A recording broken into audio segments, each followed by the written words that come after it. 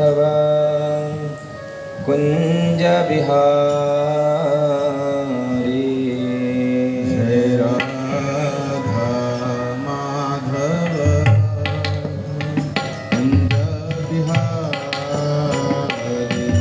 जय राधा माधव कुंज बिहारी। जय राधा माधव कुंज बिहारी। जय गोपी जन वल्लभ गिरिवरधारी। जय गोपी जन वल्लभ गिरिवरधारी।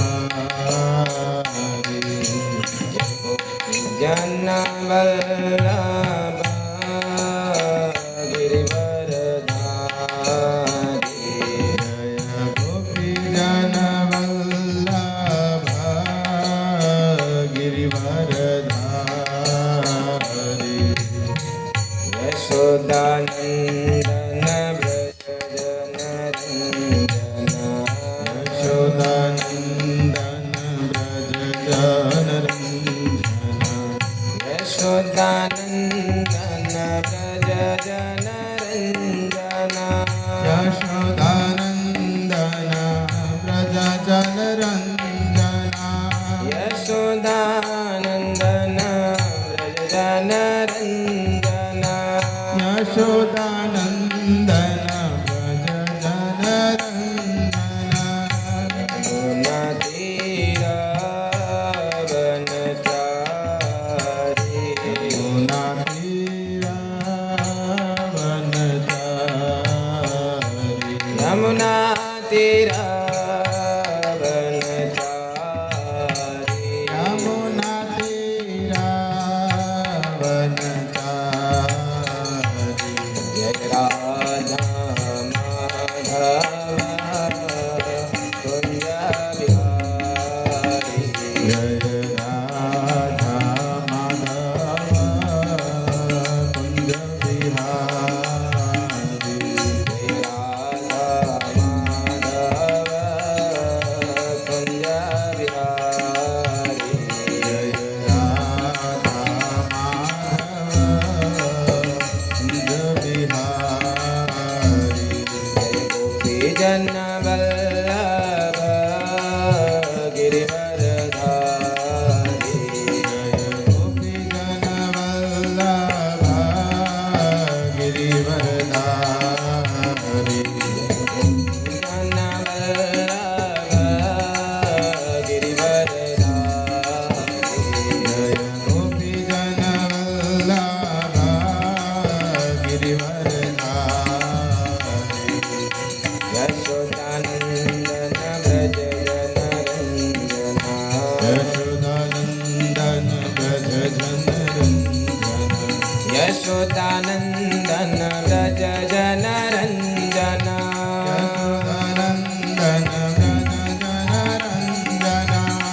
यशोदानंदन व्रज जनरंजन। यशोदानंदन व्रज जनरंजन।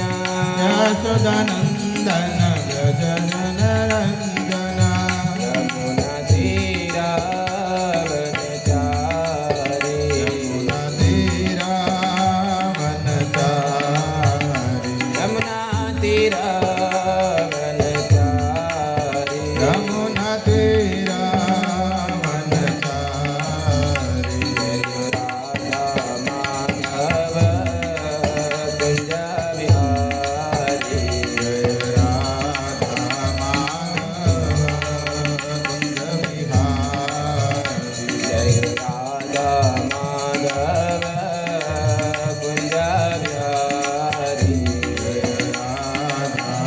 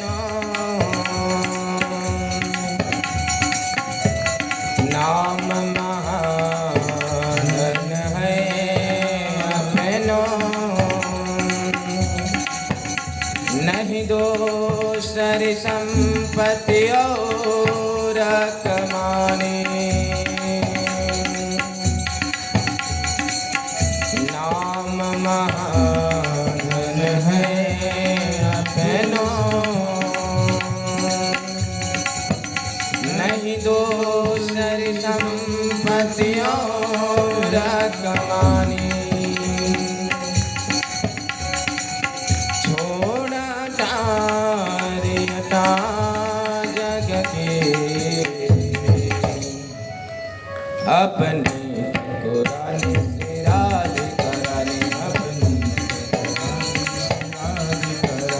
अपनी ठाकुरानी श्री राधिकारानी अपनी ठाकुरानी श्री राधिकारानी अपनी ठाकुरानी श्री राधिकारानी अपनी ठाकुरानी श्री राधिकारानी दुख मिले रसिकों की सदा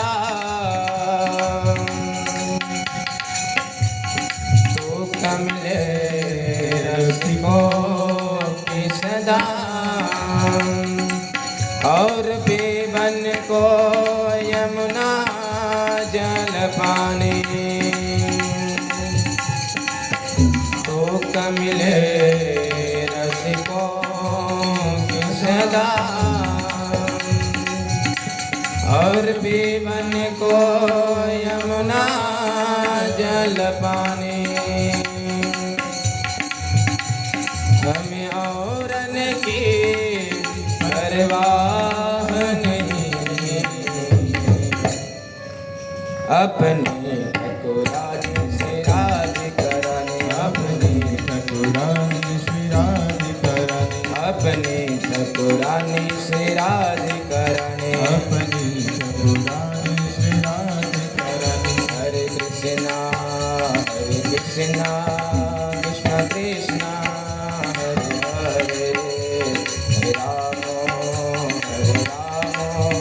राम राम हरे हरे हरे कृष्णा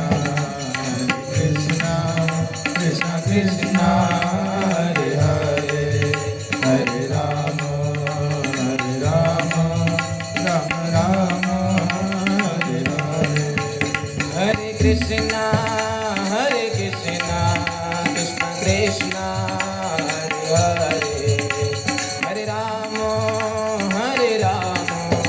राम राम हरे हरे हरे कृष्णा कृष्ण कृष्ण हरे हरे हरे राम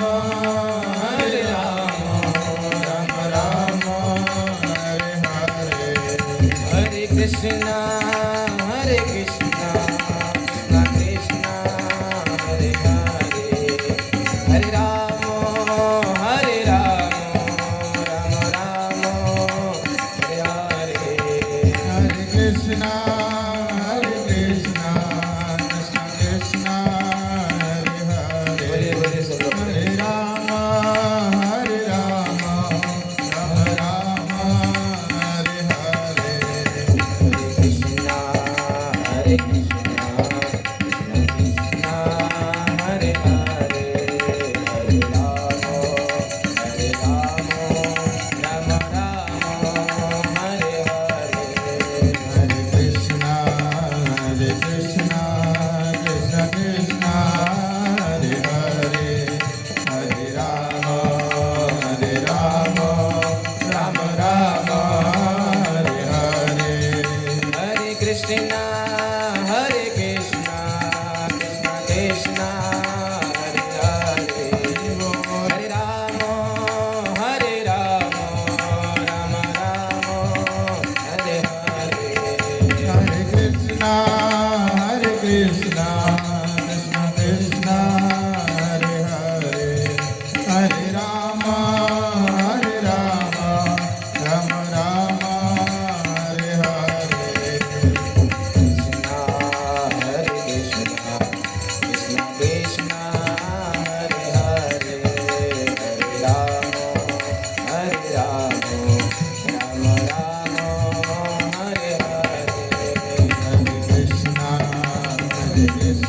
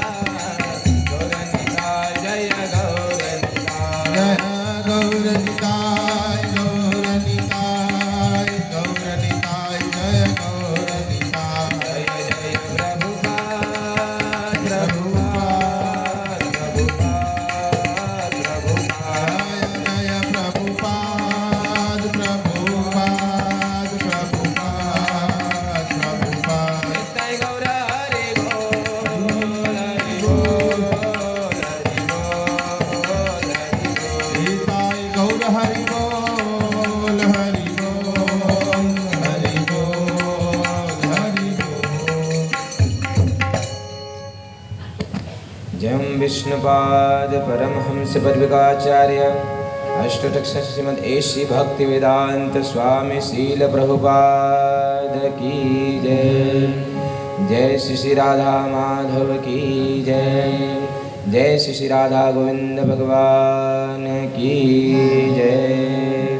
जय श्री श्री राधा गिरधारी भगवान की जय। जय श्री श्री जगन्नाथ बलदेव सुभद्रा महारानी की जय। श्री श्री गौर निताय की जय। ग्रंथराज श्रीमद्भागवत महापुराण की जय। ग्रंथराज श्रीमद्भागवत महापुराण की जय। ग्रंथराज श्रीमद्भागवत महापुराण की जय।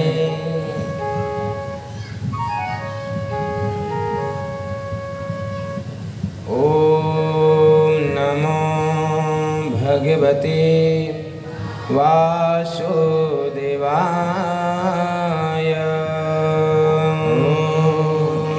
नमो भगवते वासुदेवाय। ओम नमो भगवते वासुदेवाय।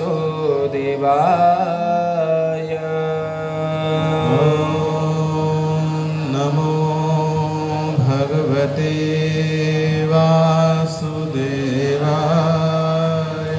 ओम नमो भगवते वासुदेवाय। ओम नमो भगवते वासुदेवाय। ओम ज्ञानतिमिरान्धस्य ज्ञानञ्जनशलाकया चक्षुरुन्मीलितं येन तस्मै श्रीगुरुवे नमः। श्रीचैतन्यमनोभीष्टं स्थापितं येन भूतले स्वयं रूपकदा मह्यं ददाति स्वपदान्तिकं। वन्देऽहं श्रीगुरुं श्रीयुतपदकमलं श्रीगुरुन् वैष्णवांश्च श्रीरूपं साग्रजातं सहगणनाथान्वितं तं सजीवं। नमो विष्णुपादाय कृष्णप्रेष्ठाय भूतले श्रीमते भक्तिवेदान्त स्वामिन्निति नामिने। नमस्ते सरस्वते देवे गौरवाणी प्रचारिणे निर्विशेष शून्यवादी पाश्चात्य देशतारिणे। हे कृष्ण करुणा सिंधु दीनबंधो जगत्पते गोपेश गोपिका कांत राधा नमोस्तुते। तप्त कांचन गौरांगी राधे वृंदावनेश्वरी वृषभानुसुते देवी प्रणमामि हरिप्रिये। वाञ्छाकल्पतरुभ्यश्च कृपा सिन्धुभ्येव च पतितानां पावनेभ्यो वैष्णवेभ्यो नमो नमः। जय श्री कृष्ण चैतन्य प्रभु नित्यानंद श्री अद्वैत गदाधर श्रीवासादि गौर भक्तवृंद हरे कृष्णा कृष्णा कृष्णा हरे हरे हरे राम राम राम हरे हरे। आराध्यो भगवान् ब्रजेश तनया तद्धाम वृन्दावनम्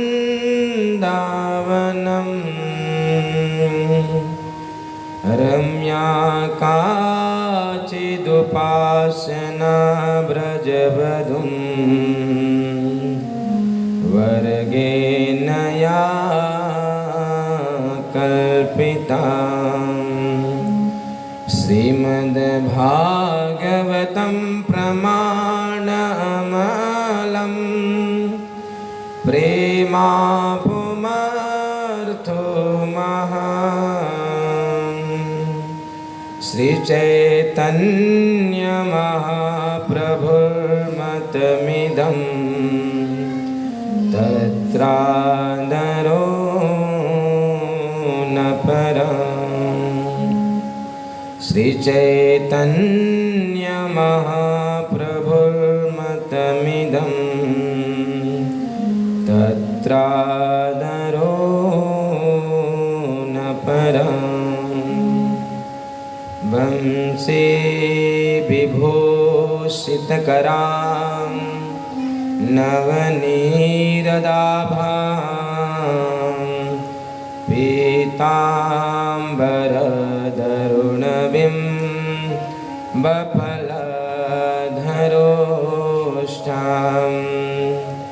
पूर्णेन्दुसुन्दरमुखान् अरविन्दनेत्रान् कृष्णात् परं किमपि तत्त्वहं न जाने। करारविन्दे न पदारविन्दं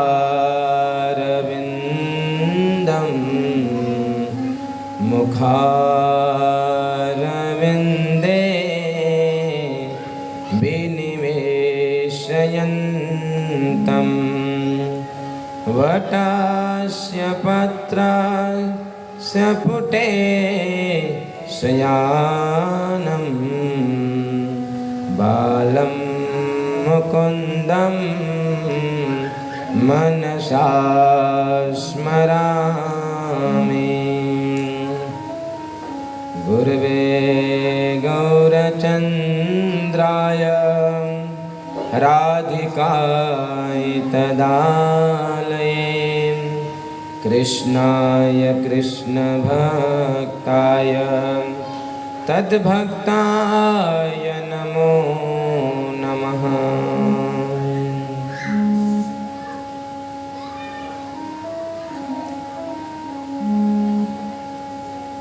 हरे कृष्णा।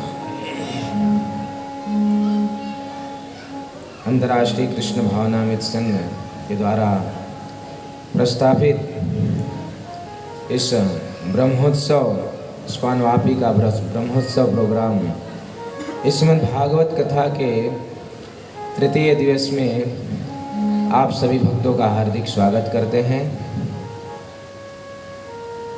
आप सभी लोग सोचते होंगे कि इतना लंबा मंगलाचरण क्यों करते हैं। मंगलाचरण करने से मंगल की प्राप्ति होता है, मंगल ग्रह की नहीं, हाँ शुभ की प्राप्ति होता है। आने वाले समय में आगे जो है विघ्न नहीं आते हैं। दिन की शुरुआत मंगलाचरण से करना चाहिए। कोई भी सत्र की शुरुआत मंगलाचरण से करना चाहिए। ये जो मंगलाचरण करके ये जो है भगवान की और गुरुजनों की कृपा जो है हम अर्जित करते हैं, क्योंकि मेरे कोई योग्यता नहीं है इस व्यास आसन पे बैठकर कुछ भागवत के विषय में बोलने का। ये सारी योग्यता गुरुजनों के कारण प्राप्त होती है और ये गुरुजनों के जो कृपा है ये जो है मंगलाचरण के थ्रू बहती है। तो भागवत कथा का तृतीय दिवस और बड़ा शुभ दिवस है, आज पवित्र दिन है, क्योंकि आज जो है माता सीता का जन्मदिन है। जगजननी माता सीता का जन्म दिवस है आज। माता सीता जिसके गुणों की बखान जितना किया जाए वो कभी कोई पूरा नहीं कर सकता है। माता सीता का आज जन्मदिन है, तो माता सीता से ही कृपा प्राप्त करते हुए आज हम भागवत कथा के इस तृतीय सत्र तीसरा दिवस का जो है हम प्रारंभ करेंगे। माता सीता जिसके बारे में ऐसा वर्णन है कि अगर संसार के सभी जितना भी सहन शक्ति है, संसार के समस्त सहन शक्तियों का इकट्ठा अगर किया जाए तो उसका मूर्तिमान स्वरूप है सीता जी।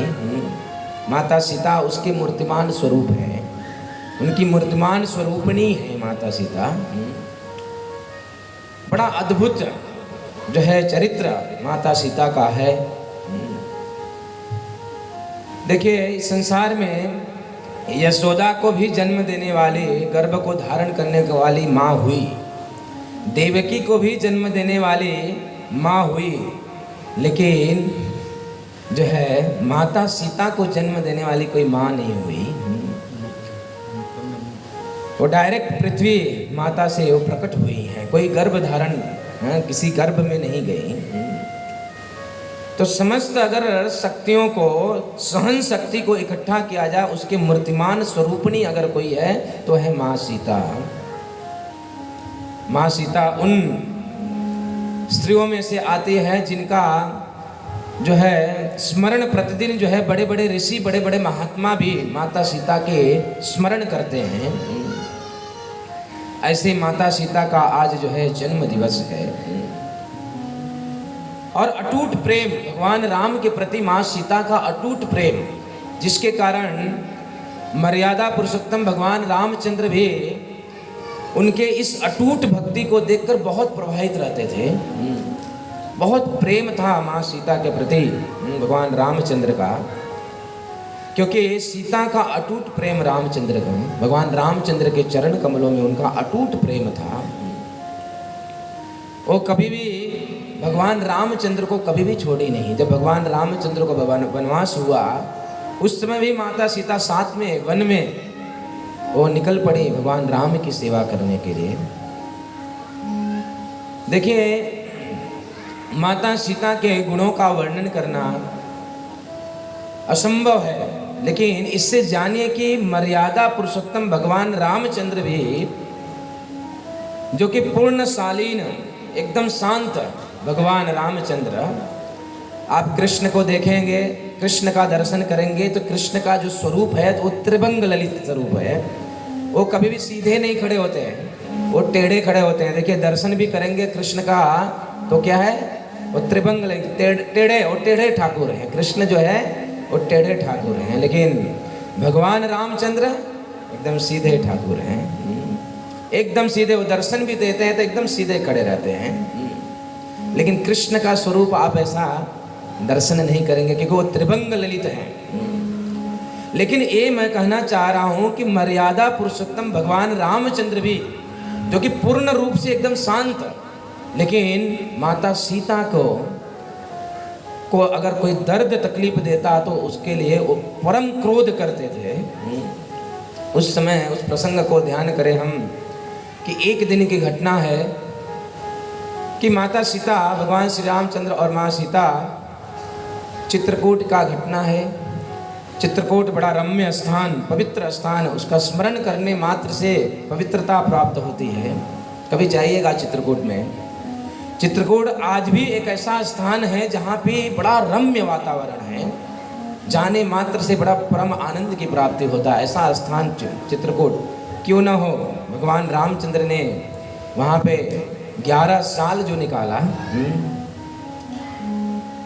एक बार की घटना है कि प्रभु रामचंद्र उन्होंने देखा कि अब जो है सीता का जो है परीक्षा का समय आने वाला है, बहुत तकलीफ होने वाला है, इसलिए उन्होंने सोचा कि मैं थोड़ी इसकी सेवा करूंगा।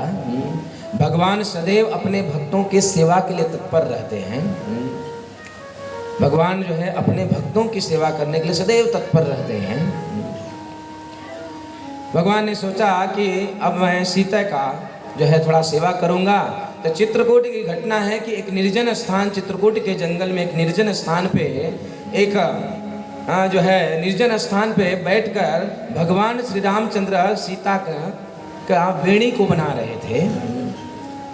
माता सीता के वेणी को जब बना रहे थे तो उस समय एकांत स्थान था, निर्जन स्थान था। पति पत्नी और पति अपने पत्नी की जो है सेवा करते हुए उसके वेणी को बना रहे हैं। उसी समय आकाश मार्ग से जयंत, इंद्र का पुत्र जयंत जा रहा था आकाश मार्ग से। उसने देखा कि ए भगवान, मैंने सुना हो ये भगवान है, लेकिन ये भगवान कैसे हो सकता है? ये स्त्री के प्रति इतना आसक्त ये भगवान कैसे हो सकता है? ये जयंत के मन में जो है इस प्रकार का संशय उत्पन्न हुआ। जयंत के मन में जब ये संशय उत्पन्न हुआ तो जयंत ने सोचा कि अगर ये भगवान है तो मैं इसकी परीक्षा लूंगा। अगर ये भगवान है तो मैं इसकी परीक्षा लूंगा। अब जो है जयंत जो है परीक्षा लेने के लिए कौवे का रूप धारण किया।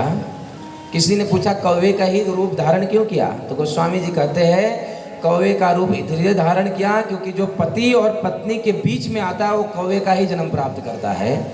इसलिए कभी भी पति और पत्नी के बीच में नहीं आना चाहिए, वो कौवा ही है। इसलिए जयंत को अब बेचा ठीक है, चलो भगवान नहीं भी है, बेचारे पति पत्नी है, एक दूसरे की सेवा कर रहे हैं, प्रेम कर रहे हैं, तो क्या प्रॉब्लम क्या है उसमें? लेकिन नहीं, परीक्षा लेना है, परीक्षा लेना है। कौवे का रूप धारण किया और कौवे का रूप धारण करके वो माता सीता के चरणों में चिंचपात किया और माता सीता के चरण कमलों से जो है खून की धारा निकल पड़ी। मैं ये कहना चाह रहा हूँ कि जो है मर्यादा पुरुषोत्तम भगवान श्री रामचंद्र जो कि एकदम शांत स्वभाव के हैं, लेकिन जैसे ही देखा कि मेरे भक्त सीता के चरणों में इस प्रकार का उसने आघात किया तो तुरंत ओ मर्यादा पुरुषोत्तम भगवान जो कि एकदम शांत स्वभाव के हैं वो परम क्रोधित हो गए और उन्होंने सोचा कि अब मैं इस जयंत इसको मार के रहूंगा। तुरंत ही भगवान श्री रामचंद्र ने एक तिनका का बाण बनाया और जयंत को ऊपर फेंका मारने के लिए। जयंत जो है भागा। अब जयंत को समझ में आया कि ये भगवान है। कुछ लोग होते हैं ऐसे, जब बंदूक से गोली निकल जाती तब उनको समझ में आता, पहले नहीं समझ में आता है। अब जयंत जो है उस बाण से आगे आगे भाग रहा है, बाण पीछा कर रहा है और जयंत अलग अलग दिशाओं में भाग रहा है, लेकिन कोई बचाने के लिए तैयार नहीं उसको। वो अपने पिता श्री स्वर्ग में अपने पिताजी के पास गया, पिताजी मेरी रक्षा करो, मेरे रक्षा करो। इंद्र ने पूछा कि क्या हुआ, क्या घटना घटी। जब घटना को बताया तो इंद्र ने बोला कि देखो मैं भी तुम्हारी रक्षा नहीं करूंगा।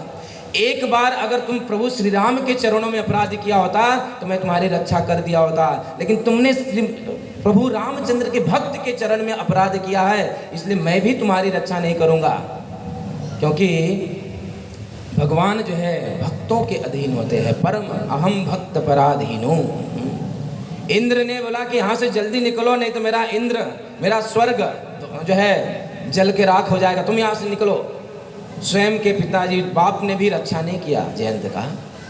मैं ये कहना चाह रहा हूँ कि ओ मर्यादा पुरुषोत्तम भगवान भी माता सीता के इस दुख को देखकर परम क्रोधित हो गए, परम क्रोधित हो गए।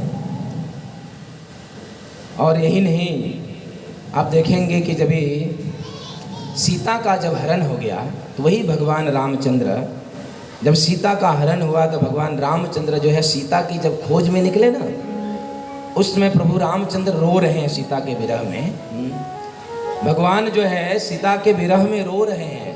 बड़ा सुंदर रूप से जो है वर्णन करते हैं गोस्वामी जी। और भगवान रामचंद्र रोते हुए जंगलों में से प्रवेश करते हुए वो अलग अलग पक्षियों से, पेड़ पौधों से पूछ रहे हैं, क्या तुमने सीता को देखा है? गोस्वामी जी वर्णन करते हैं, हे खग मृगहे, हे खग मृगहे मधुकार श्रेणी, तुम देखी सीता मृग नयनी। भगवान इस प्रकार से रोते हुए और पेड़ों से पूछ रहे, पक्षियों से पूछ रहे, क्या तुमने मेरी सीता को देखा है? यहाँ से जाते हुए तो भगवान रामचंद्र सीता के विरह में जो है वो रो रहे हैं। सोचे कि ये सीता की महिमा कितनी होगी। तो आइए हम सीता माता की स्तुति करते हुए, सीता माता की कृपा को प्राप्त करते हुए इस भागवत सत्र का जो है आज तृतीय दिवस जो है, जहाँ पे हम प्रहलाद महाराज की कथा और साथ साथ में नरसिम्हा देव की कथा को हम श्रवण करेंगे, उनके प्राकट्य का। लेकिन उससे पहले माता सीता की स्तुति करते हुए जो हम इस सत्र को जो है उनकी कृपा को प्राप्त करने के बाद जो है हम आगे भागवत सत्र को बढ़ाएंगे। तो हम स्तुति थोड़ा प्रारंभ करें। भय प्रकट किशोरी धरणी निहोरी, जनक रूपपति सुखकारी, अनुपम बपुधारी रूप सवारी, आदि शक्ति सुकुमारी, मणिकनक सिंहासन ईश्वर आसन, सत सत सत उजियारी, सिरमुकुट विराजे भूषण साजे, नवगति भय सुखारी, सखी आठ सयानी मनहुल सानी, सेवनशील सुहारी, सरपति बड़ भागी अति अनुरागी, स्तुति कर मन लाई। जय जय जय सीते सुखन गीते, शिव सारद गाई, सोम महित करनी भव भय हरनी, प्रगट भई श्री आई। रघुवर माया भुवन निकाया, रचई जातु सुख पाई, सोई अग भृग माता निज जन त्राता, प्रगति मम धिग आई। तनु लीजे अति सुख लीजे, रुचि रूप सुखदाई, शिशुलीला करिए रुचि अनुसरिए, मोर सुधार साई। सोनी भूपति बानी मन मुस्कानी, बनी सुधा शिशु सीता, तब रोदन ठानी सुनि हर्षानी, रानी परम बनीता। रोद सुनैना हरि नैना, नासद गावत गीता, सुरस दिलावै श्रीपद पावनि, तेहि नमो मधुरीता। रामचंद्र सुख करण हित, प्रगट मख महिषीय, गिरधर स्वामी जगजननी, चरित करत रमणी। जनकसुता श्रीमती सीता महारानी की जय।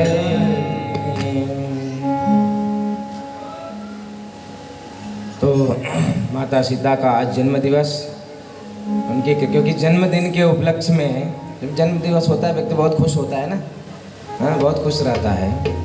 तो माँ सीता के चरण कमलों को याद करते हुए, उनसे कृपा याचना करते हुए जो है हम भागवत सत्र के इस तृतीय दिवस को प्रारंभ करते हैं, जहाँ पे हम प्रहलाद महाराज के जो है चरित्र का, गुणों का वर्णन जो है हम श्रवण करेंगे। ये भागवत में जो है प्रहलाद के चरित्र का वर्णन बड़ा विस्तार रूप से है। एक्चुअली एक एक दिन में जो है इन चरित्र को हम श्रवण, वो भी एक एक घंटे में, 2 घंटे में हम श्रवण नहीं कर सकते हैं। वैसे अंतर्राष्ट्रीय कृष्ण भावनामृत संघ इस्कॉन में एक एक प्रसंग के ऊपर 7-7 दिन की भागवत कथा होती है। लेकिन जैसा भी शेड्यूल में बना है उसके अनुसार जो हम जो है स्वल्प रूप से जो है हम प्रहलाद के गुणों का वर्णन करेंगे। तत्पश्चात जो है नरसिम्हा देव के प्राकट्य का हम कथा को श्रवण करेंगे। ये जो कथा है ये स्वयं नारद मुनि जो है युधिष्ठिर महाराज को सुना रहे हैं। राजसूय यज्ञ सभा में नारद मुनि अपने ही शिष्य प्रहलाद के गुणों का वर्णन कर रहे हैं। बहुत देखिए बहुत विशेष, इसलिए बड़ा लंबा प्रसंग है। कभी आपने सुना है कि एक गुरु जो है अपने शिष्य को गुणों का बखान कर रहा है? लेकिन नारद मुनि स्वयं सोचिए कि उस शिष्य में कितने गुण होंगे कि स्वयं गुरु उस शिष्य के गुणों का बखान करने, वो भी राजसूय यज्ञ सभा में जो है युधिष्ठिर महाराज को माध्यम बनाते हुए प्रहलाद के गुणों का वर्णन कर रहे हैं। नारद मुनि एक्चुअली बड़े कृपालु बता रहे हैं। जो है नारद मुनि एक ऐसे भक्त हैं जिनकी अगर कृपा किसी के ऊपर हो गई तो वो भगवत प्राप्ति कर लेगा, बड़ा आसानी से भगवत प्राप्ति कर लेगा। नारद शब्द का व्याख्या करते हुए हमारे आचार्य गण कहते हैं कि नार मीन्स नारायण, द मतलब ददाती। जिनकी कृपा से जो है नारायण बड़े आसानी से प्राप्त हो जाते हैं, ऐसे हैं नारद मुनि। या तो एक आचार्य यह भी कहते हैं कि अगर नारद मुनि चाहें कि इसको भगवत प्राप्ति मिल जाए या ये भगवान के धाम में पहुंचे तो उसको भगवान भी उसके टिकट को रद्द नहीं कर सकते हैं, उसको कैंसिल नहीं कर सकते हैं। तो नारद मुनि जो है स्वयं इस जो है प्रहलाद के गुणों का नारद मुनि स्वयं वर्णन कर रहे हैं भागवत में। राजसूय यज्ञ सभा में नारद मुनि की कृपा से ये जो प्रहलाद थे, जो कि एक बहुत बड़े असुर के घर में जिनका जन्म हुआ था, जिस असुर का नाम है हिरण्यकश्यपु। हिरण्यकश्यपु का आतंक का वर्णन भी कई अध्यायों में भागवत में हुआ है। कितना आतंक ये मचाया हुआ था पूरे संसार में, सभी लोकों में, सभी जो है देवी देवता सब लोग इससे खिन्न हो चुके थे। इसके इशारे पे सभी देवी देवता इसके इशारों पे नाचते थे। इसके इच्छा मात्र जो है फल फूल इत्यादि सब उगा करते थे। ब्राह्मणों की बड़ी तकलीफ हुआ, गौओं को बहुत तकलीफ हुआ। एक बड़ा भयंकर असुर, लेकिन इस भयंकर असुर के घर में भी महाभागवत प्रहलाद महाराज का जन्म हुआ। कितना विरोधाभास है ना कि एक तरफ जो है पिता इतना बड़ा असुर है और उसके घर में इतना महान भक्त का जन्म, जिसका गुणों का वर्णन करने के लिए स्वयं नारद मुनि राजसूय यज्ञ सभा में कर रहे हैं। क्योंकि जब ये प्रहलाद जब अपनी माता के गर्भ में, कयादु के गर्भ में जब प्रहलाद था, उस समय कृपा नारद मुनि की हुई थी। स्वयं नारद मुनि के संग प्राप्त की थी कयादु, और नारद मुनि के मुखार बिंद से ये भागवत श्रवण किया था उन्होंने जब प्रहलाद गर्भ में थे। और यही कारण है कि एक असुर के घर में भी, एक असुर के गर्भ में भी जो है महाभागवत का जन्म हुआ। क्योंकि जब गर्भ में प्रहलाद महाराज जब गर्भ में थे तो उस समय नारद मुनि ने कथा का श्रवण कराया था कयादु को। इसलिए जब माताएं गर्भवती होती हैं तो उस समय ज़्यादा से ज़्यादा कथाओं का श्रवण करना चाहिए। देखिए एक रिजल्ट कैसा प्राप्त हुआ। कथा का श्रवण करने से असुर के घर में भी महाभागवत पैदा हुआ। विचार करिए। और जिसकी कथा जो है नारद मुनि राजसूय यज्ञ सभा में कर रहे हैं, ये नारद मुनि की जो है असीम कृपा है। नारद मुनि जिसके ऊपर कृपा किए उसको अगर वो किसी को बचाना चाह रहे हैं तो भगवान भी उसको नहीं मार सकते हैं। नहीं तो कहते हैं ना, जिसको भगवान मारना चाहे तो उसको कौन बचा सकता है, और जिसको भगवान बचाना चाहे उसको कौन मार सकता है। लेकिन नारद मुनि के प्रसंग में एक उल्टा हो जाता है। अगर नारद मुनि अगर चाहे किसी की रक्षा करने के लिए तो भगवान भी उसको नहीं मार सकते हैं। एक प्रसंग को मैं सुनाते हुए आगे बढ़ूं कि एक बार की घटना है बस ये नारद मुनि की कृपा, जब नारद मुनि की बात आती है ना तो बहुत सारी बातें माइंड में घूमने लगती हैं। नारद मुनि की कृपा। एक बार की घटना है कि एक ऋषि थे जिनका नाम था महर्षि गालव ऋषि। ये महर्षि गालव ऋषि एक दिन जो है अपना नित्य कर्म करके नदी में स्नान कर रहे थे। जब नदी में स्नान कर रहे थे, स्नान के पश्चात वो नदी का जल लेकर सूर्य को अर्पण कर रहे थे। हम नदी में स्नान करते हैं ना, सूर्य देव को जल अर्पण करते हैं या पितरों को अर्पण करते हैं। तो ये महर्षि गालव ऋषि जो है नदी में स्नान करने के पश्चात जो है सूर्यदेव को जल अर्पण करने रहे थे। उसी समय एक घटना घटी। घटना क्या घटी कि ऊपर आकाश मार्ग से एक चित्रवत गंधर्व, एक गंधर्व जो है आकाश मार्ग से निकल रहा था। और उसने आकाश मार्ग से निकल रहा था और जब ये ऋषि जो है जल को लेकर जो है अर्पण कर रहे थे और उस गंधर्व ने थूका तो उनके उंगली में आकर वो थूक गिरा। अब ये ऋषि तो बड़ा क्रोधित हुए और देखे कि अभी तो द्वापर युग चल रहा है, कलयुग के लक्षण अभी से। इतना क्रोध आया उनका, लेकिन उन्होंने अपने आप को, अपने क्रोध को कंट्रोल किया। क्रोध को कंट्रोल करते हुए उन्होंने याद किया कि इस समय भगवान द्वारकाधीश राजा के रूप में है, अब मैं उनसे कंप्लेन करूंगा।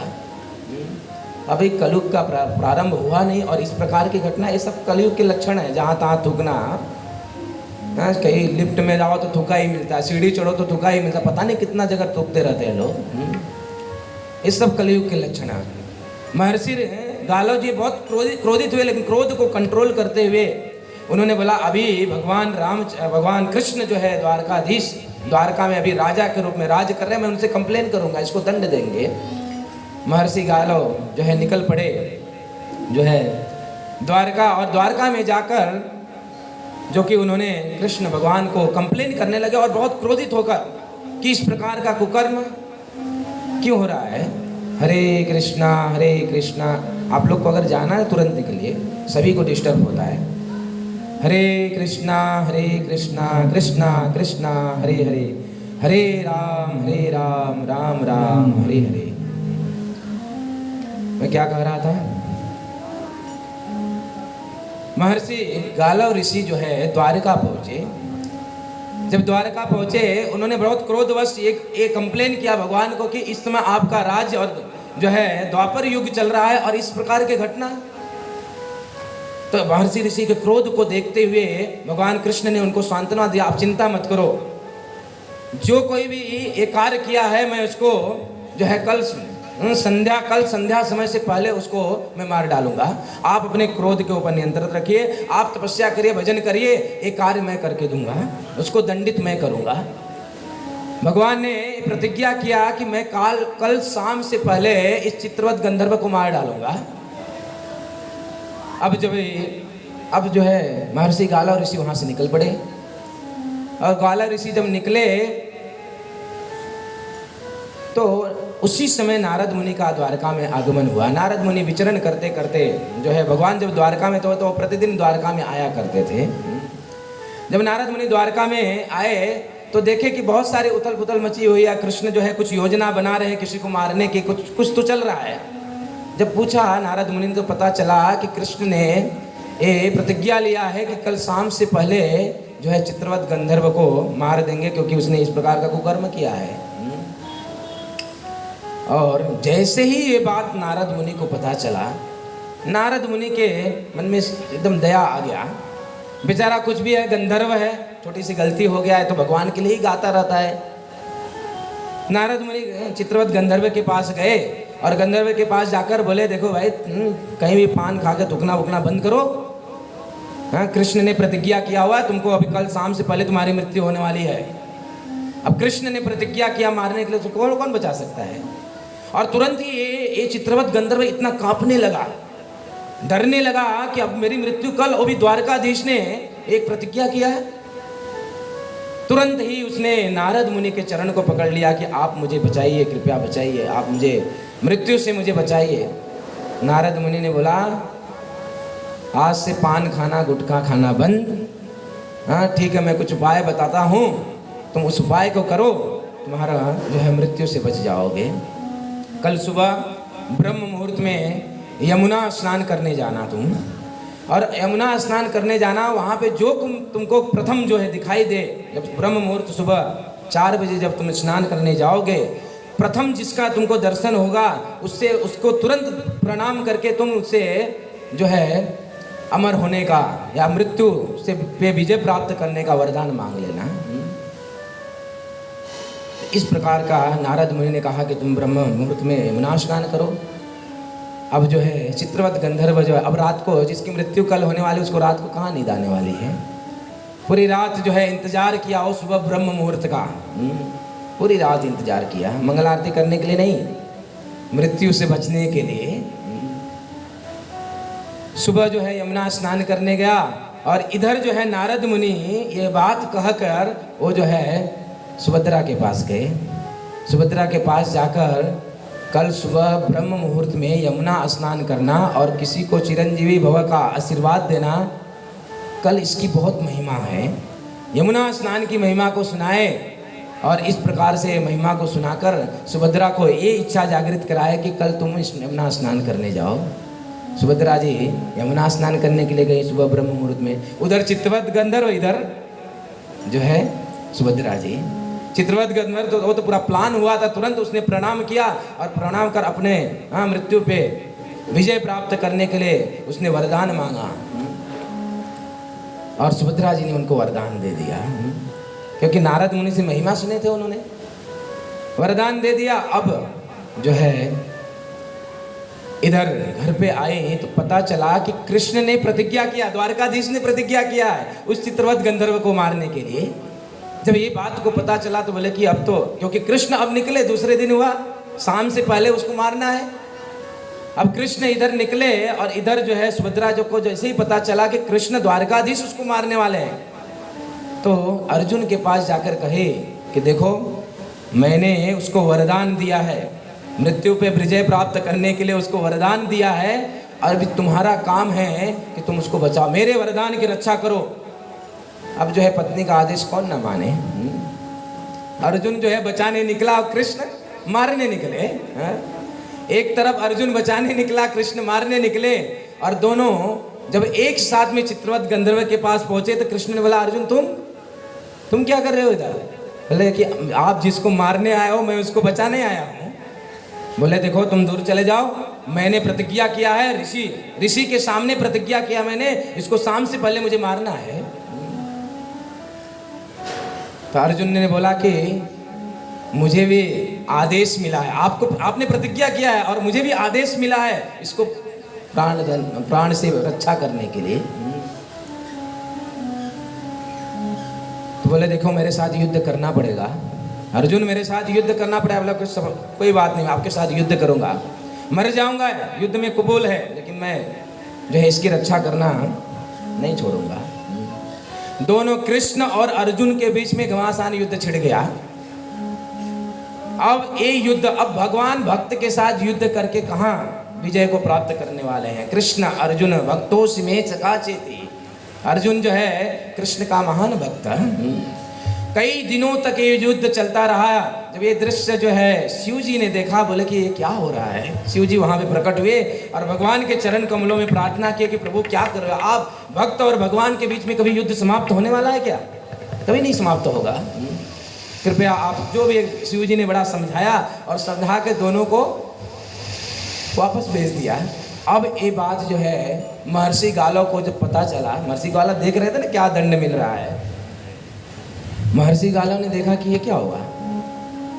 हाँ, मुझे बोला कि प्रतिज्ञा किया मेरे सामने कि मारूंगा शाम तक पहले, और ये दोनों तो पता नहीं क्या आपस में लड़के और दोनों एक इधर उधर चले गए।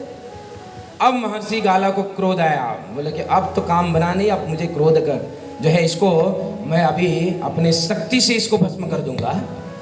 महर्षि गाला ने हाथ में जल लिया और उसको अभिमंत्रित किया कि मैं इसको मृत्युदंड मैं दूंगा। और पूर्ण क्रोध के साथ जो है महर्षि गाला ऋषि जो है जैसे ही हाथ में जल लिया, उसी समय सुभद्रा ने भी इस बात को कहने, अगर मैं पूर्ण रूप से पतिव्रता स्त्री धर्म का पालन की हूँ तो महर्षि गालव के हाथ में जो जल है वो बर्फ बन जाए। और वो महर्षि गालव के हाथ में जो जल है वो बर्फ बन गया, वो गिरा ही नहीं। मैं ये बात को कह रहा हूँ कि जिसको नारद मुनि बचाना चाहे उसको भगवान भी नहीं मार सकते। देखिए क्या योजना बनाया नारद मुनि ने। इसी नारद मुनि जो है, यही नारद मुनि जो प्रहलाद के गुणों का वर्णन करते हुए बता रहे हैं कि प्रहलाद कि हे युधिष्ठिर महाराज, प्रहलाद के अंदर जो है ये जन्मजात भगवान के प्रति भक्ति था, नैसर्गिकी रति। जन्म से ही भगवान के प्रति बहुत प्रेम था प्रहलाद को। प्रहलाद महाराज का जब जन्म हुआ, प्रहलाद का जब जन्म हुआ तो छोटे बालक थे, तो हिरण्यकशिपु ने सोचा कि अभी थोड़ा स्कूल में डाले, पढ़ाई वढ़ाई करें, हम करते हैं ना बच्चों को, थोड़ा पढ़ लिख ले। तो प्रहलाद को हिरण्यकशिपु ने अपने जो है गुरु के 2 पुत्र थे जिनका नाम था संड और अमर, उनको बुलाया और बोला कि प्रहलाद को सुंदर शिक्षा दो, पढ़ाओ थोड़ा प्रहलाद को, राजनीति शास्त्र, अर्थशास्त्र, संसार के विषयों का ये सारे ज्ञान जो है प्रहलाद को प्रदान करो। हिरण्यकशिपु के आदेश पे ये संड और अमर जो है प्रहलाद को सिखाते थे, लेकिन प्रहलाद जो कि पहले से उसको पूर्ण ज्ञान था, क्योंकि जन्मजात भगवान के प्रति प्रेम था, नैसर्गिक भक्ति थी उसकी प्रहलाद की। जब ये संड और अमर को कुछ सिखाते थे तो ये तुरंत ही पकड़ के तुरंत ही उनको सुना देते थे, तुरंत ही सुना देते। देखिए जब कोई भगवत भक्त होता है ना, कभी कभी हम बोलते हैं कि आपके बच्चों को भी भक्ति दीजिए, हाँ आपके भक्तों को भी माला जप कराइए, उनको भी भक्ति करने के लिए बोलिए। तो लोग बोलते नहीं, अभी तो उसको पढ़ाई का समय है, उसको पढ़ाई में ध्यान देने के लिए बोलिए। ये संड और अमर को पढ़ाते हुए बड़ा आश्चर्य होता था उनको कि इसको पहले से कहाँ पता है, सारे चीजें, सारे भौतिक नॉलेज, सब कुछ इसको पहले से पता है। बड़े आश्चर्य होते थे, क्यों ना पता हो, क्योंकि अगर कोई भगवान की भक्ति करता है, तेषाम सतत युक्तानाम भजताम प्रीतिपूर्वकम, अगर प्रीतिपूर्वक कोई भगवान का भजन करता है तो भगवान स्वयं भगवद गीता में कहते हैं ददामि बुद्धि योगम तम। हे अर्जुन, अरे बुद्धि तो मैं उसको देता हूँ। सोचिए कि जो कोई अगर भगवान की भक्ति करता है तो अगर भगवान उसको बुद्धि दे तो सारा भौतिक ज्ञान हो चाहे जो आध्यात्मिक ज्ञान है, सब कहाँ से ज्ञान निकल के आ रहा है, भगवान से निकल के आ रहा है।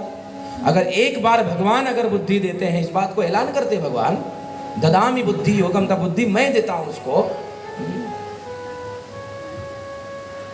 तो अगर अपने बच्चों को हम चाहते हैं कि इस सांसारिक विद्या में भी निपुण हो तो उसको भक्ति देना चाहिए, क्योंकि भक्ति करने से उसके अंदर सभी प्रकार के गुण जो है वो प्रकाशित हो जाते हैं। यस्यास्ति भक्ति भगवत अकिंचना सर्वे गुणस्तत् समासते सुरा।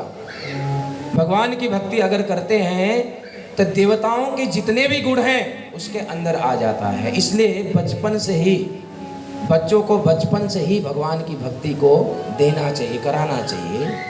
और वही माँ है, वही पिता, ये बात भागवत बताता है। जो अपने बच्चों को इस प्रकार भक्ति के कार्यों में जो रत करते हैं वही पिता बनने लायक है एक्चुअली। तो इस प्रकार से ये संड और अमर को प्रहलाद को पढ़ा रहे, लेकिन प्रहलाद को तो पहले से मालूम है। बड़े आश्चर्य होते थे, बहुत आश्चर्य होते थे कि कहाँ से इसको प्राप्त है, क्योंकि प्रहलाद जो है ये भगवान के चरण कमलों में उसका बड़ा प्रीति था। प्रीति होने के कारण उसको सभी प्रकार के नॉलेज उसको जन्मजात ही प्राप्त थे, क्योंकि भगवान की कृपा थी। लोग सोचते हैं कि भौतिक जगत में स्कूल कॉलेज पढ़ के सारे ज्ञान प्राप्त होंगे। मैं आपको बताऊं कि ऐसे ऐसे भारत में संत हैं आज भी जिनके आप दर्शन करना चाहते तो कर सकते हो, जो कि जन्मजात अंधे हैं, लेकिन पूरा वेद शास्त्र विज्ञान सारे चीज उनको अंदर प्रकट हुए। कहाँ से प्रकट हुए है प्रश्न मेरा। अगर वो जन्मजात अंधे हैं, जन्मजात उन्होंने कोई पढ़ाई नहीं किया, लेकिन फिर भी जो है सारे वेद शास्त्र उपनिषद सब कुछ उनको कंठस्थ है, कैसे? क्योंकि भगवान गीता में क्या कहते हैं, ददामि बुद्धि योगम तम। हे अर्जुन, येषाम सतत युक्तानाम भजताम प्रीतिपूर्वकम। अगर कोई प्रीतिपूर्वक मेरा भजन करता है तो बुद्धि तो मैं उसको देता हूँ, ज्ञान तो मैं उसको देता हूँ। और सभी ज्ञान जो है भगवान से निकल कर आए हैं। मैं ऐसे ऐसे लोग को जानता हूँ जो कि अंगूठा छाप है, थम्स अप, ऐसे ऐसे लोग को जानता हूँ। और बड़े बड़े भागवत कथा करते हैं, बड़ा बड़ा श्लोकों को उच्चारण करते हैं, से उनका साइन, उनका नाम लिखने तक नहीं आता है, उनको स्कूल गए ही नहीं। ये कहाँ से सब प्रकट हुआ? ये सब भगवान की कृपा। इसलिए बचपन से ही जो है बच्चों को जो है ये भगवान की भक्ति में लगाना चाहिए। प्रहलाद को हिरण्यकशिपु जो है संडा मर के इधर स्कूल में छोड़े हुए थे, और कुछ दिनों के बाद जो है प्रथम बार जो है प्रहलाद जब घर में आया पढ़ाई करके, जैसे है ना अपने बच्चों को जो है हॉस्टल में छोड़ते हैं, कहीं बाहर पढ़ाई करने गया है, तो जब बच्चा आता है तो पिता और माता बड़ा खुश होते हैं और बड़ा सुंदर रूप से उसका आलिंगन करते हैं, बड़ा प्रेम करते हैं उनके साथ। प्रहलाद महाराज अपने गुरुकुल से जब निकल के प्रथम बार जो है हिरण्यकशिपु के पास, अपने पिता के पास जब आए, तो पिता ने उनको गले लगा लिया, बड़े प्रेम से गले लगाया, और जो है एकदम तोतली भाषा में बोलते हुए अपने पुत्र को आलिंगन करते हुए अपने गोद में बैठाया बड़े प्रेम से। स्वाभाविक रूप से एक माँ और पिता का जो है अपने पुत्र के प्रति ये प्रेम होता है। पुत्र कितना भी खराब हो, लेकिन माता पिता का प्रेम जो है अपने बच्चों के प्रति अटूट होता है। तो प्रथम बार जब प्रहलाद जब आए और हिरण्यकशिपु जो है अपने पुत्र प्रहलाद को लेकर गोद में जब बैठे और उनका आलिंगन किए और पूछने लगे कि बेटा बताओ तुमने गुरुकुल में क्या सीखा। बड़े प्रेम से है ना कि क्या सीखा, थोड़ा कुछ तो बताओ।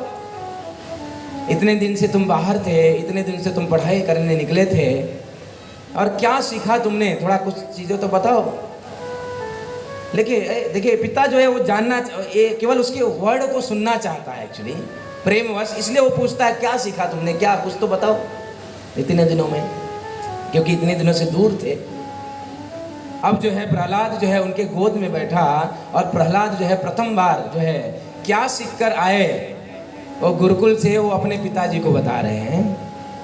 पिताजी को बताते हुए भागवत में वर्णन है, पिताजी को बताते हुए कहते हैं तत्साधु मन्ये असुरवर्य देहिनां सदा समुद्विग्न धियां सदग्रहान् हित्वात्मपातं गृहमन्धकूपं वनो गतो यन्हरिमाश्रयेत।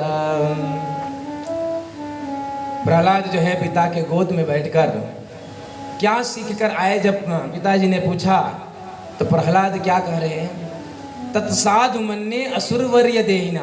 प्रहलाद ने अपने पिताजी को, कभी पिताजी ने कहा, क्या कहा, असुरवर्य, हे असुरों के राजा। हाँ पिताजी हे असुरों के राजा, संबोधन दे रहे हैं यहाँ पर। तत्साधु मन्ये असुरवर्य देहिना, हे असुरों के राजा, मैंने गुरुकुल में सीख कर आया कि हित्वात्मपातम गृहमंधकूपम, कि एक जो गृहस्थ जीवन जो है ना ये अंधकूप के समान है।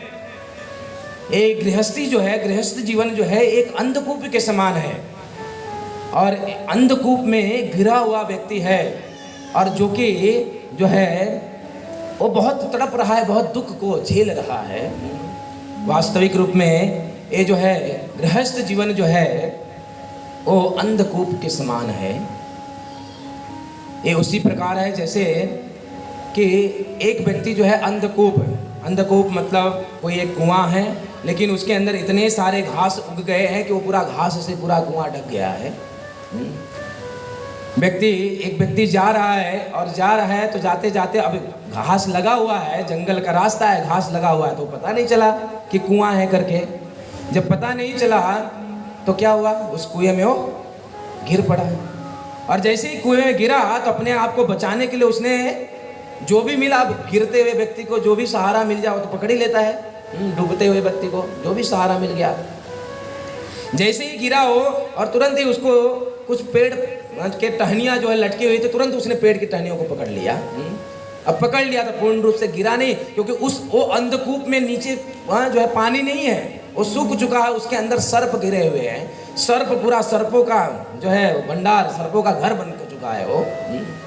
अब वो व्यक्ति जो है वो टहनी पकड़ के लटक रहा है, और नीचे से सर्प उसका डसने के लिए इंतजार कर रहे हैं। और ऐसी परिस्थिति में ये गृहस्थ जीवन, संसार के जीवन का वर्णन हो रहा है। प्रहलाद महाराज वर्णन कर रहे हैं कि अब टहनी पकड़ा हुआ है, नीचे जो है खतरा है, जो है नीचे काल रूपी सर्प जो है डसने के लिए तैयार हैं, और ऐसे व्यक्ति पकड़े हुए अब जो है वो ऊपर से जो है मधुमक्खी का शहद जो है टपक रहा है तो उसको वो पकड़ने का, उसको चूसने का प्रयास कर रहा है।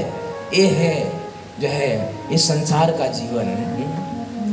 अनेक प्रकार काल रूपी सर्प जो है डसने के लिए ग्रसित कर रहा है। प्रतिदिन जो है हर एक व्यक्ति मृत्यु की तरफ बढ़ रहा है, लेकिन मृत्यु का चिंता किए बिना, काल में जा रहे हैं, इसका चिंता किए बिना वो क्या ढूंढ रहा है? सुख ढूंढने का प्रयास कर रहा है। लेकिन इस संसार में कोई सुख नहीं है।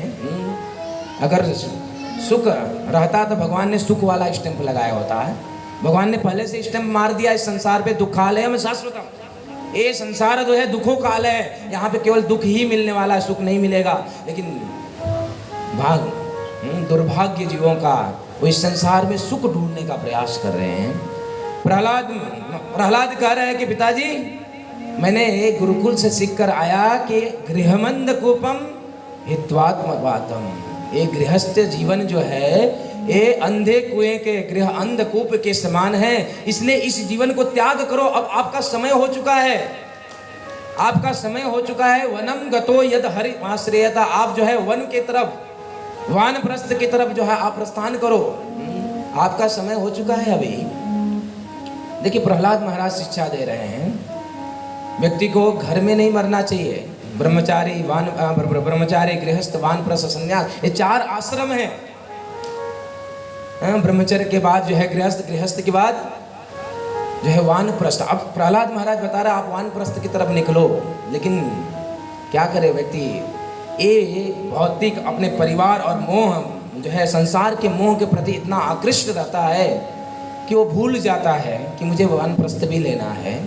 वैसे 50 साल के बाद तो व्यक्ति को वानप्रस्थ जाना ही जाना चाहिए। अगर कोई सुखी जीना चाहता है, अगर जो है अपने मृत्यु को संवारना चाहता है, ये चाहता है कि मेरा मृत्यु जो है ये पूर्ण रूप से सुखमय मृत्यु हो, तो उस व्यक्ति को वानप्रस्थ जो है ग्रहण करना चाहिए। अरे 50 के बाद की गिनती भी हमको वन की तरफ भेज दी है। 50 के बाद क्या आता है? 51, वन में जाओ, 52, वन में जाओ। इस व्यक्ति समझता नहीं है। प्रहलाद महाराज समझा रहे, पिताश्री आपका समय हो चुका है, अभी आप वानप्रस्थ की तरफ निकलो। भगवान हरि, भगवान के भजन करने के लिए निकलो। इस प्रकार से प्रहलाद महाराज वर्णन कर रहे अपने पिताजी की गोद में बैठकर। पिताजी बड़े प्रेम से पूछे थे कि कुछ तो बताओ। प्रहलाद जो है पिताजी को बता रहे हैं, सदा समद्विग्न सदग्रहात् असदग्रहात्। व्यक्ति जो है इस शरीर के संबंधियों को ये अपना मान बैठता है। इस संसार में लोग कैसे फंसे हुए हैं कि हम, मैं और मेरा में पूर्ण रूप से जकड़े हुए हैं। मैं हूँ और मेरा, मेरे लोग हैं, मैं और मेरे, इसी में वो जो है जकड़ा हुआ है। और प्रहलाद महाराज बता रहे असत ग्रह, ये जो है असत है, पूर्ण रूप से असत है ये। इस संसार में हमारा कोई नहीं है। एक तो करुणा भी सिखा दिया, बता दिया ना। इस संसार में करुणा काल का जब पीक समय चल रहा था, जिसको करुणा हुआ तो उसके घर वाले भी उसको छोड़ दिए। कितने सारे न्यूज आए, घर वाले देखने तक नहीं गए। जो इतना प्रेम करते थे उनको पत्नी कितने सारे न्यूज आए। हम लोग सब लोग इसको देखा प्रत्यक्ष रूप से। भगवान ने दिखाया एक ट्रेलर के रूप में, करुणा ला के दिखाया कि संसार में किसी का कोई नहीं है। लेकिन दुर्भाग्य जीवों का समझ नहीं पा रहे हैं। वो जो है मैं और मेरा की आसक्ति में इतना जकड़े हुए हैं कि वो भूल जाते हैं कि जीवन का उद्देश्य, इस मनुष्य जीवन का उद्देश्य क्या है। ये असत चीज को पकड़ के बैठ जाते हैं। ये मैं और मेरा की भावना से इतना बड़ा युद्ध हुआ। महाभारत युद्ध का अनेक कारण है, लेकिन हमारे आचार्य एक कारण को, बड़ा सूक्ष्म कारण को बताते हैं कि ये महाभारत का युद्ध जो है मैं और मेरा के चक्कर में हुआ। मैं राजा धृतराष्ट्र, मैं राजा और मेरा पुत्र मोह, मेरा पुत्र दुर्योधन, जिसके कारण पूरा महाभारत युद्ध हो गया। व्यक्ति पहले, मेरा तो बाद में आता, पहले अपने से बहुत प्रेम करता है। सबसे ज्यादा आसक्त तो अपने से रहता है। वो अपने शरीर, अपने जो है अनेक प्रकार के जो है इच्छा, वो सारी चीजों से आसक्त रहता है व्यक्ति। इसलिए प्रथम जो है मैं जो है शब्द जो है बहुत डेंजरस है। व्यक्ति खुद से बहुत आसक्त है। हमारे आचार्य वर्णन करते हैं कि धृतराष्ट्र की ये मैं की जो भावना थी, ये महाभारत का युद्ध किया और सब कुछ सर्वनाश हो गया। धृतराष्ट्र की मेंटालिटी का वर्णन करते हमारे आचार्य कहते हैं कि धृतराष्ट्र की मेंटालिटी कैसी थी कि उसको पता था कि अगर युद्ध होगा तो मेरे 100 के 100 पुत्र मारे जाएंगे। ये बात का आभास था, ये बात का आभास था, और इसको तो पूर्ण ज्ञान भी हो गया था। हाँ, जो गीता का ज्ञान के बाद संजय ऐलान करता है ना, यत्र योगेश्वर कृष्ण यत्र पार्थो धनुर्धरा तत्र श्री विजयोर भूते ध्रुवा नितिर्मतिर्ममः। जहाँ पे योग योगेश्वर भगवान कृष्ण, जहाँ पे धनुर्धारी अर्जुन, वहाँ पे विजय उन्हीं की होने वाली है। धृतराष्ट्र पूर्ण रूप से 101% इस बात को जानता था कि महाभारत का युद्ध होगा तो मेरे 100 के 100 पुत्र मारे जाएंगे। पूर्ण रूप से उसको पता था, फिर भी वो युद्ध को रोका नहीं। चाहता तो युद्ध को रोक सकता था वो। विदुर ने समझाने का बहुत प्रयास किया, अंततः विदुर भी घर छोड़ के चले गए। ये पूर्ण भली भांति धृतराष्ट्र को मालूम था, लेकिन क्या मैं की भावना जो थी, भले से युद्ध हो, युद्ध चलेगा तो इतना बड़ा युद्ध होगा तो युद्ध तो कुछ दिन तो चलेगा। हाँ, ये जब युद्ध होगा, जितने दिन युद्ध चलेगा उतने दिन तो कम से कम मैं अपने गद्दी पे बैठूंगा। एक गद्दी राज्य का भोग करने का जो सुख था ना, हाँ, मैं जो ये भोग करूंगा गद्दी का, ये बहुत प्रबल रूप से धृतराष्ट्र के अंदर था। ये मैं की भावना थी जो है, जिसके कारण वो अंधा हो चुका था। आंख से तो अंधा था, लेकिन अंदर की बुद्धि भी चली गई थी उसके। मैं की भावना ये इतना डेंजरस है। ये सोचा कि 18 दिन तक युद्ध, जितने दिन भी युद्ध चलेगा, भले से मेरे पुत्र मारे जाए, लेकिन उतने दिन तक तो मैं कम से कम इस सिंहासन का भोग करूंगा। ये मैं और मेरा का जो भाव है संसार में, ये बहुत ही खतरनाक है। सबसे प्रथम मैं की भावना जो है बहुत डेंजरस है। हम दिन पूरे दिन जब हम कितनी बार मैं बकरी की तरह करते रहते ना, बहुत डेंजरस है। हमारा एक ही अस्तित्व है, वह है हम भगवान के दास हैं। एक ही अस्तित्व, एक ही स्वरूप है। जीवेर स्वरूप है कृष्ण नित्य दास। हमारे एक ही रूप से नित्य अस्तित्व है, वो क्या है? कृष्ण के दास है हम। कृष्ण के दास हैं। एक बार जो है अकबर ने बीरबल को एक बात कह रहा था। अकबर बीरबल की कहानी सुने ना बहुत। अकबर बीरबल को एक बात कह रहा था कि देखो, इस संसार में जो है माँ और पुत्र का जो प्रेम है वो बहुत बड़ा है। माँ जो है अपना सब कुछ त्याग कर अपने पुत्र की सेवा करती है, अपने को कष्ट देकर भी सेवा करती है। इसलिए जो है माँ का जो है प्रेम अपने बच्चे के प्रति बहुत ज़्यादा होता है। अपने प्रति भी उतना प्रेम नहीं होता, बच्चे के प्रति बहुत ज़्यादा होता है। बीरबल ने बोला रॉन्ग, गलत। बोले क्या बात कर रहे हो? मैंने संसार में देखा हूँ कि एक माँ अपने बच्चे से बहुत प्रेम करती है। बीरबल में कहा, पहले सबसे प्रथम इस संसार में व्यक्ति अपने से प्रेम करता है, अपने से, और उसके बाद पहले मैं, बाद में मेरा आता है।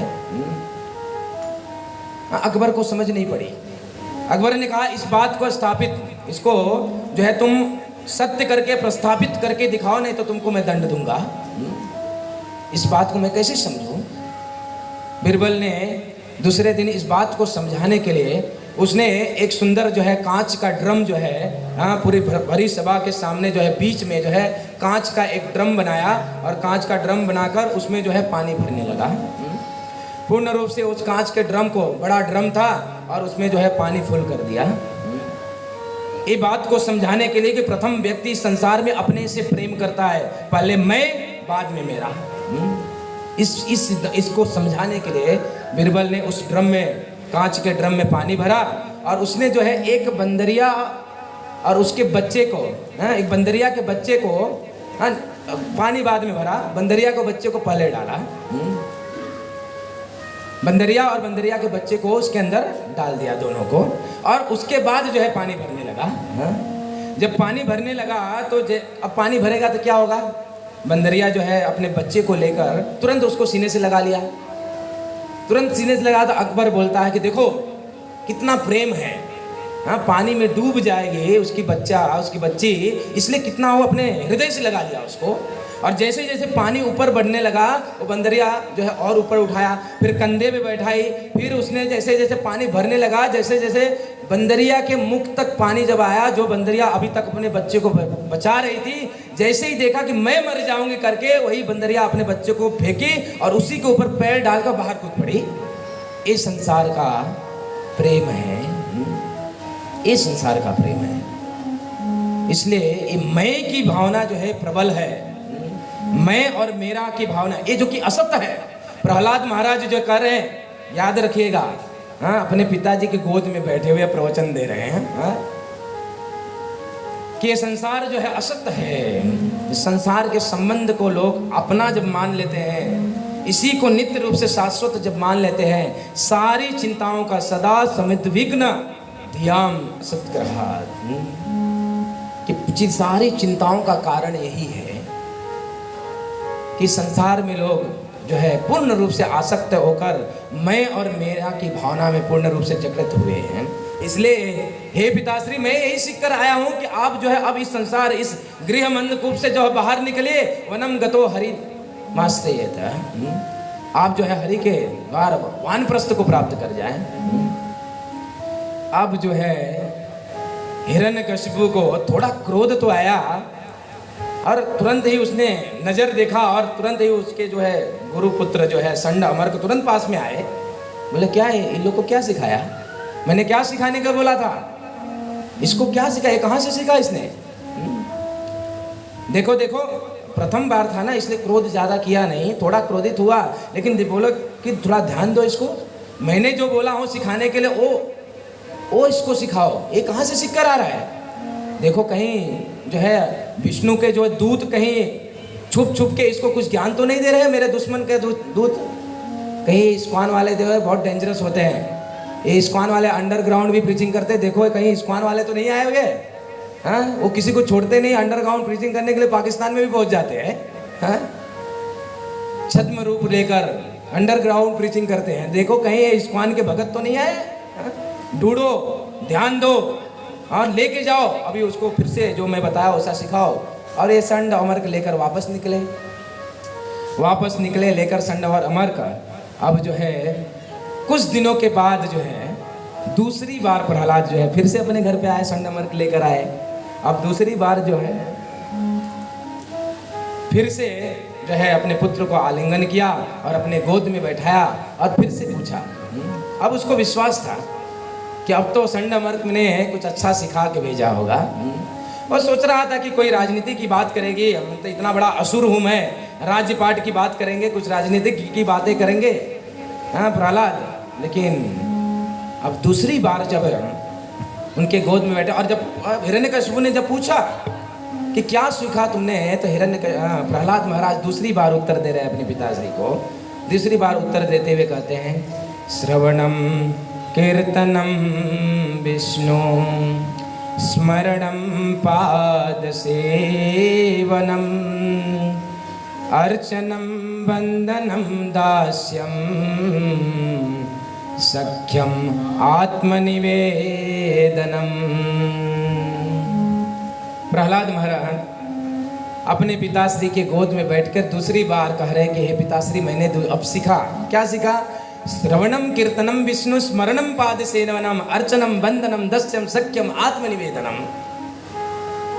कि भगवान के ये नवदा भक्ति करते हुए व्यक्ति को अपना संपूर्ण जो है भगवान को अर्पित कर देना चाहिए। हाँ, ये प्रहलाद महाराज नवधा भक्ति की बात कर रहे हैं कि श्रवण करना, कीर्तन करना, स्मरण करना, भगवान का पाद सेवनम, अर्चन, वंदन, दास्यम, सख्यम, इस रूप में भगवान के हम ये 9 तरीकों से 9 प्रकार के भाव में हम जो है भगवान की सेवा पूजा कर सकते हैं। जिसमें बहुत महत्व प्रथम क्या बतलाया? श्रवणम कीर्तनम। इसलिए श्रवण कितना महत्वपूर्ण है। हाँ, इसलिए जब इस श्रवण से ध्यान भंग होता है ना, तब तुरंत मैं कुछ बोलता हूँ कि ध्यान भंग मत करो, क्योंकि ये भक्ति करने का शुरुआत जो है, भक्ति कहाँ से शुरू होती है? श्रवण करने से शुरू होता है। हम जितना ध्यान पूर्वक जब श्रवण करेंगे तो वो कथा जब हमारे हृदय में प्रवेश करेगी तो उतना ही हमारा हृदय जो है निर्मल होगा, पवित्र होगा। भक्ति की शुरुआत जो है श्रवण और कीर्तन से होता है। तो आइए हम प्रहलाद महाराज के साथ जो है थोड़ा से इसी बात को कि श्रवण और कीर्तन कितना महत्वपूर्ण है, थोड़ा कीर्तन करते हुए हम जो है आगे जो है हिरण्यकशिपु के इस प्रसंग को और नरसिंह भगवान के प्राकट्य की कथा को श्रवण करेंगे। हरे कृष्णा